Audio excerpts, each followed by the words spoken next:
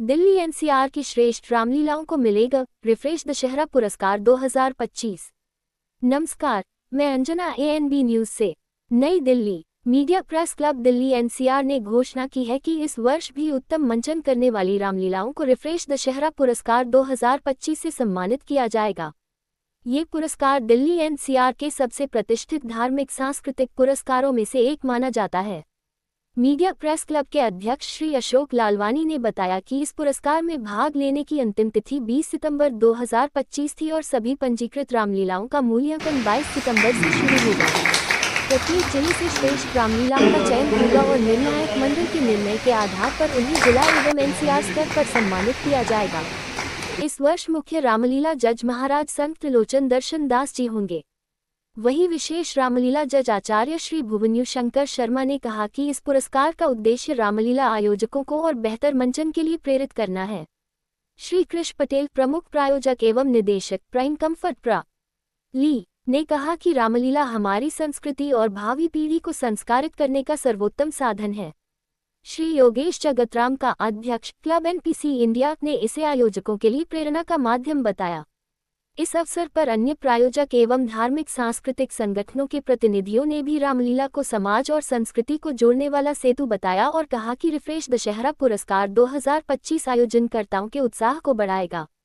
इस पुरस्कार की घोषणा और सम्मान समारोह 27 सितंबर 2025 को किया जाएगा। नमस्कार, मैं अंजना एएनबी न्यूज से। मेरे चैनल के साथ जुड़े रहिए। धन्यवाद। अगर आपको यह वीडियो अच्छी लगी हो तो इसे लाइक, शेयर और सब्सक्राइब करना न भूलें। फिर मिलते हैं एक नई खबर के साथ। हो रही है और आदमी चकित हो जाता है कि आप जो फिल्में देखते हो उससे किसी भी प्रकार से कम नहीं है, आदमी को बांध के रखती हैं और बजट इतना बढ़ गया है कि बहुत खूबसूरती से सारे प्रोग्राम होते हैं और उनके कलाकार देखने योग्य हैं और उनके डायलॉग डिलीवरी, उनका प्रदर्शन जो भी है बहुत ही अच्छे स्तर पे होता है। मैं चकित हो गया, पिछले 3 साल से मैं इसको देख रहा हूँ। बाकी श्री राम, सबसे पहले आप सभी उपस्थित बंधुओं को श्री राम जय श्री राम। सबसे पहले तो जैसे आपका अनुग्रह रहा तो पहले वो भी बताना पड़ेगा, नहीं बता पड़ सकती है। पिछले साल का अनुभव बहुत सुंदर था, बता रहा हूँ। मेरे घर के आसपास जिस प्रकार से रामलीलाएं होती हैं और जैसी मैंने वहां देखी, तो मतलब कुछ चीजें स्पष्ट नहीं की जा सकती शब्दों में। इतनी सुंदर रामलीला मैंने वहां देखी। अपने ही समाज के लोग बड़ी सुंदर प्रकार से पहले पूजन करा रहे हैं, उसके उपरांत भगवान की लीलाएं हो रही हैं, वहां पर दिखाया जा रहा है, दर्शाया जा रहा है किस प्रकार से क्या हुआ। ये तो एक बार की अनुभव रहा है। दूसरा, आप लोगों के लिए कुछ जितने भी आप लोगों के थ्रू मेरी कहीं तो वाणी पहुंचेगी, कोई ना कोई तो सुनेगा, उनके लिए भी मैं कुछ 2 शब्द कहूँगा। क्षमा चाहता हूँ, थोड़ा ज्यादा समय ले सकता हूँ। बार बार रामलीला क्यों होती है, बार बार हमें कोई ग्रंथ क्यों पढ़ना चाहिए? ऐसा क्यों होता है कि हमने एक स्कूल में होता है कि हमने एक शब्द पढ़ ली, पुस्तक पढ़ ली, रख दी, भूल गए, लेकिन हम अपने ग्रंथों को क्यों बार बार पढ़ना चाहिए? बार बार रामायण क्यों पढ़े, बार बार भागवत क्यों पढ़े, बार बार गीता क्यों पढ़े? कारण मैं बताता हूँ। बार बार रामलीला होने का कारण मैं बताता हूँ। कभी भी आप एक बार चीज को देखकर नहीं सीख सकते। आप अपनी माता के पास जाइए, उनको बोले मुझे खाना बनाना सिखाओ, एक बार में नहीं सीख पाओगे। एक बार में आप जीवन में ऐसी कोई चीज नहीं है जो आप सीख जाए। बड़े कम लोग होते हैं जो एक बार देखते ही बोले कि भैया आ गई। अब कुछ चीजों का साधन रहा तो कई लोगों से कई चीजें छूट गई हैं कि सीता माता आगे चलती है श्री राम के। कारण ये है कि जन्मी है स्वयं पृथ्वी से नहीं है।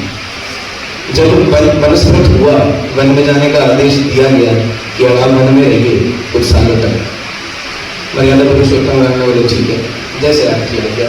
तो जब श्री राम आगे चलते हैं तो पैरों में उनके कंकड़ लग रहे हैं, पत्थर लग रहे हैं, कांटे चुभ रहे हैं, तो सीता माता बोलती है कि सुनिए मैं आगे चलती हूँ। और जब माता आगे चलती है तो अपने आप जितने कंकड़ पत्थर कांटे स्टार्ट हो जाते हैं। लोगों को ये बात नहीं पता। क्यों?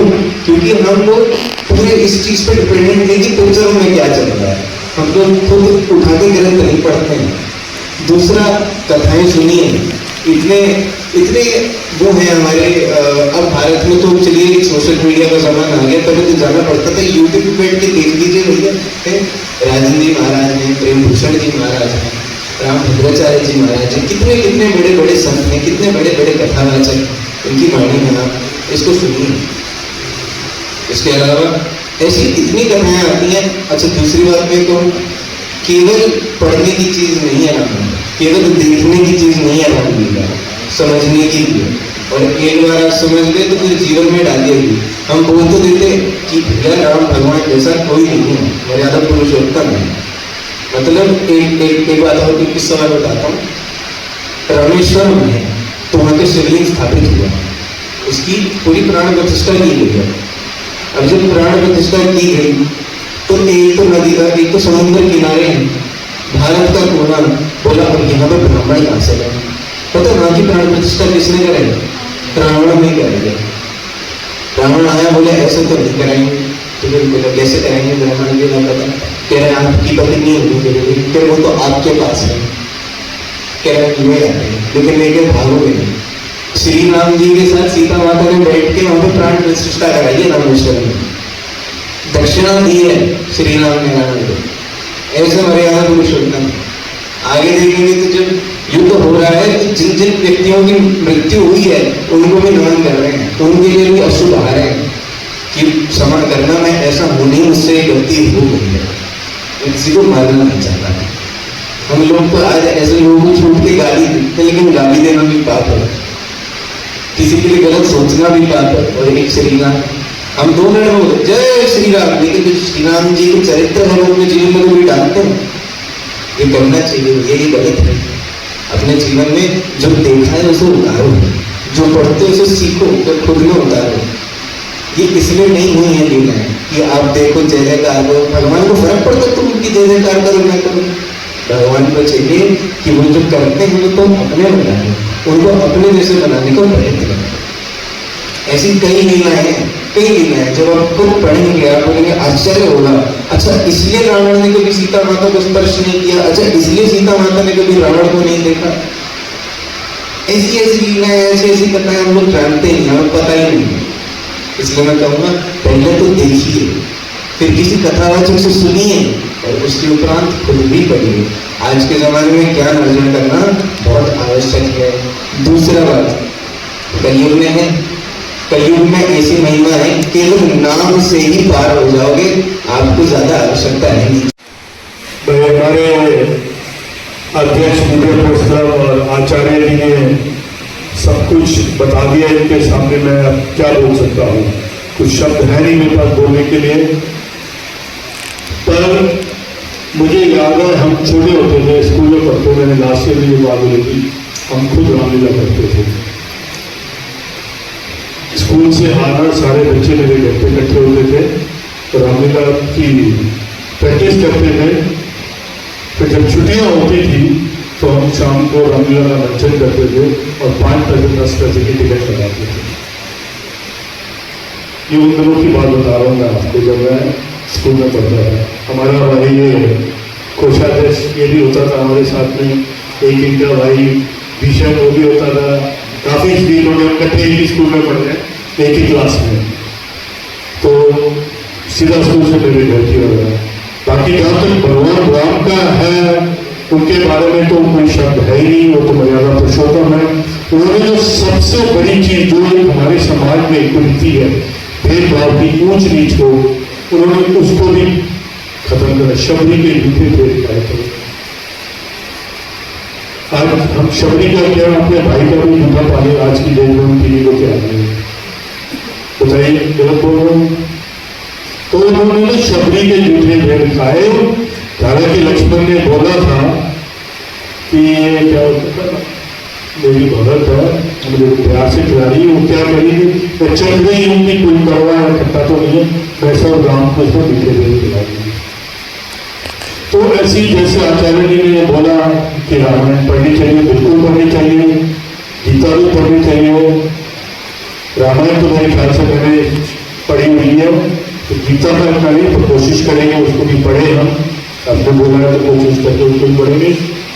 और बाकी जो है उनके कथावाचक है, हमारे आचार्य जी भी आजकल अपना अच्छे कथावाचक हैं, और कभी मौका लगा तो इनका एक कार्यक्रम कर लेंगे हम यहाँ पे। अध्यक्ष जी आगे आ गया ना, बिल्कुल आ गया, अध्यक्ष जी बैठे उनसे आगे लेनी पड़ेगी, तो आप सबको तब निमंत्रण देंगे, जोशी जी को कहेंगे मीडिया का अरेंजमेंट करें, हमारे अध्यक्ष जी बैठे मीडिया पोस्ट करते हैं, तो अभी लोग वैसे अभी आप सबको मैं निमंत्रण देता हूँ। 18 तारीख को हमारा जो वनकर कार्यक्रम है, और फिर 18 अक्टूबर।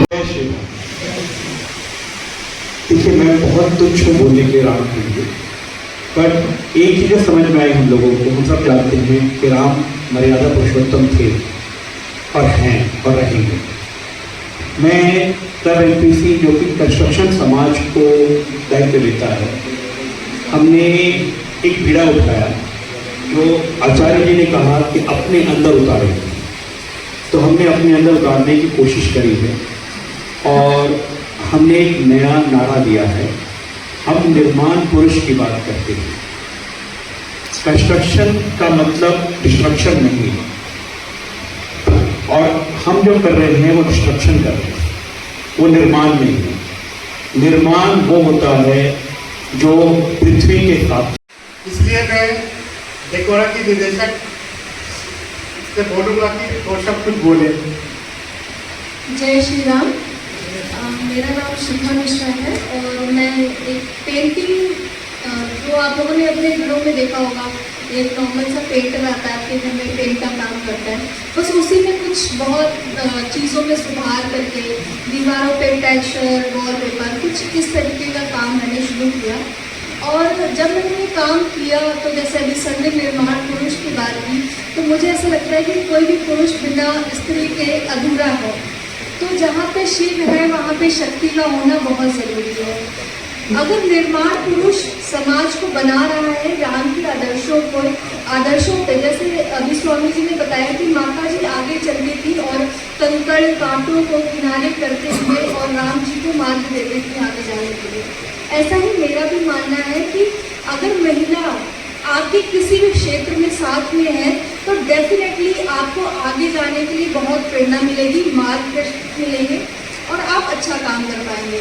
इसी तरीके से जब मैंने ये पेंट का काम शुरू किया और समाज में देखा कि कितनी सारी विभिन्नताएं, अपारदर्शिताएं, बहुत सारी चीज़ें थी, तो मैंने ये भी पाया कि समाज में इस लाइन में कोई भी फीमेल काम नहीं करेगी एज अ कॉन्ट्रैक्टर, ठेकेदार पेंट में। तो मुझे एक अवसर भी मिला। और सर, इस आयोजन के बारे में कुछ बताइए। मेरा दूसरा वर्ष है, मैं दूसरी वर्ष जुड़ा हूँ इससे।